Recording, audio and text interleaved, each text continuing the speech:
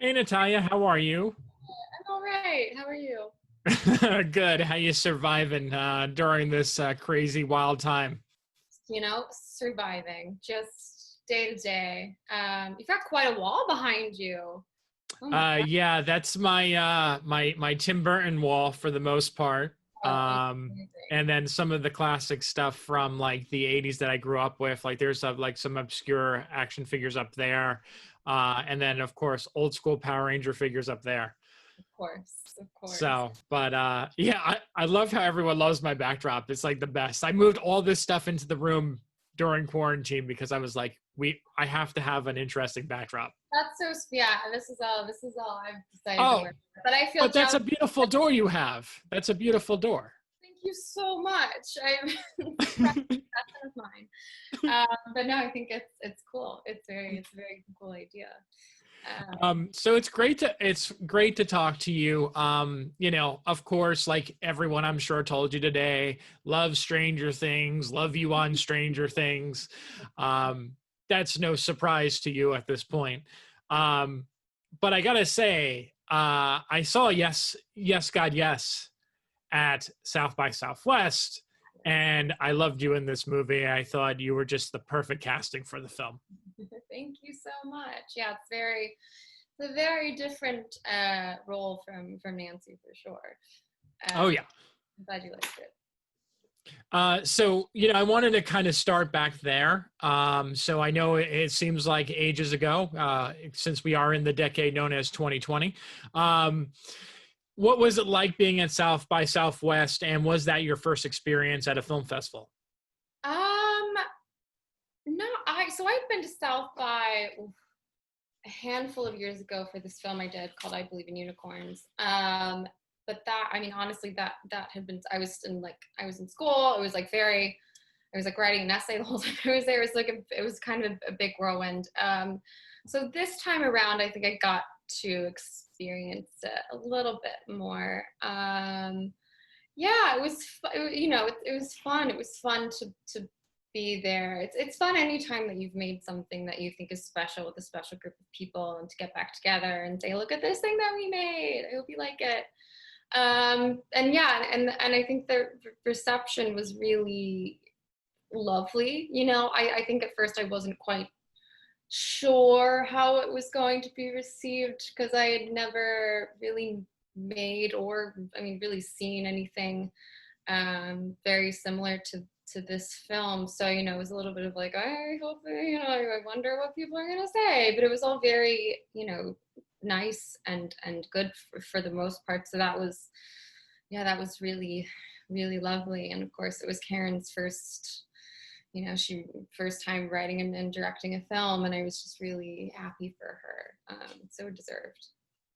Yeah, so I wanted to kind of touch upon that a little bit. So this film is the inspiration for this film came from a short film which you also starred in.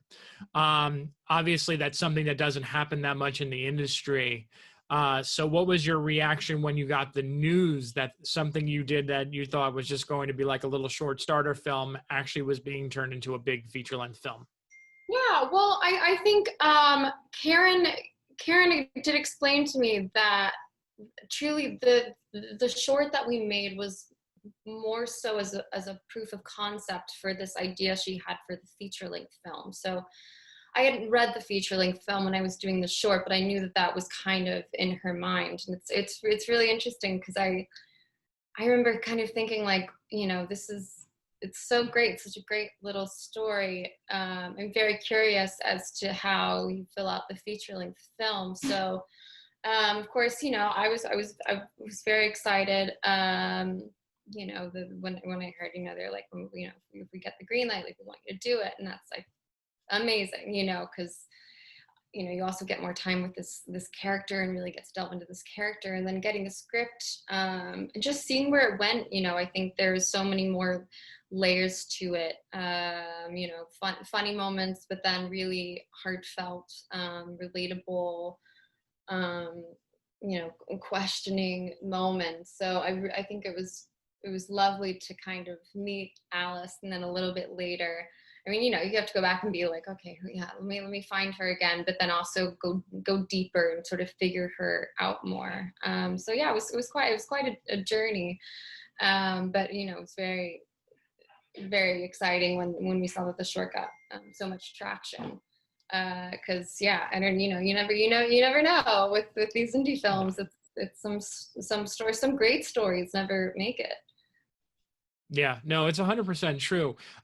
You know, I was going to ask you, so, you know, the idea of doing a film that's based around almost like showcasing the shortcomings of religion is very much ripe for comedy. I feel like we've seen a lot of films, like I think of movies like The Invention of Lying, or even something like Saved, where they explore themes dealing with religion and sexuality and stuff of that nature.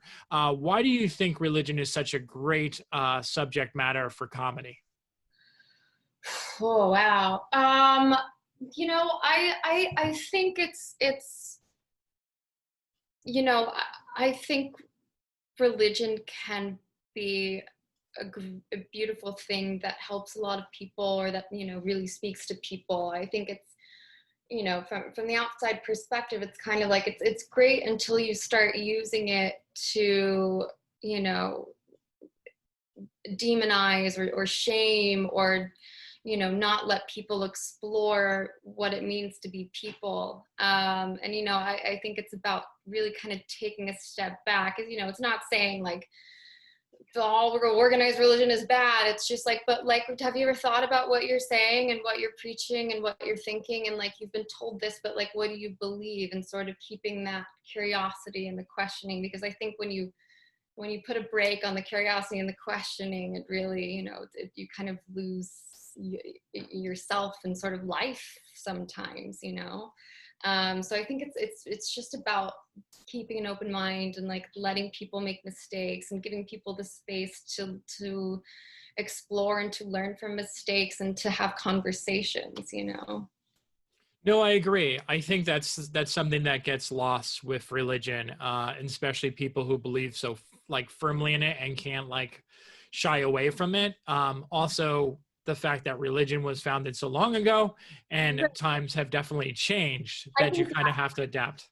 more so too, right, your question about the comedy aspect of it, it is coming from this perspective of, you know, we've really evolved just as culture and society and as people and understanding things since this, you know, was developed. So it's kind of, you know, I mean, similar to anything that's been written a long time ago, I think we need to frame it in a new lens. And I think it doesn't quite, a lot of the things that might have made sense or fit or been the way to think then is not now. And I think it's the funny thing about it is sort of holding these two things next to each other and being like, this something doesn't quite add up here. But I mean, Karen's really probably the better one to talk about that. She's the real mastermind behind all the very subtle, very witty comedy in this film. Okay, great. Well, I would love to talk to you some more, but I know you have to go to run off to more interviews. But last closing remarks, if there's anything you can say, give the audience like a little bit of a pitch. Like, what's a one-liner that you can say for why you should watch Yes, God, Yes? Ooh, elevator pitch. I guess I would say it's important. It's important to get these sort of female perspective stories out there. I think we've had a lot of male perspective. I think we've had a lot of glossy female sexuality, and I think this film is not sexy, and that's sort of the point, because, you know, figuring yourself out isn't supposed to be just glossy and sexy. It's messy, it's awkward, and I think it's it's just kind of giving that space to say that's okay, and it's fun. Well, thank you so much. That was a great answer. That was a great answer. You're wonderful. I wish you nothing but success. Thank you so much. Lovely to talk to you.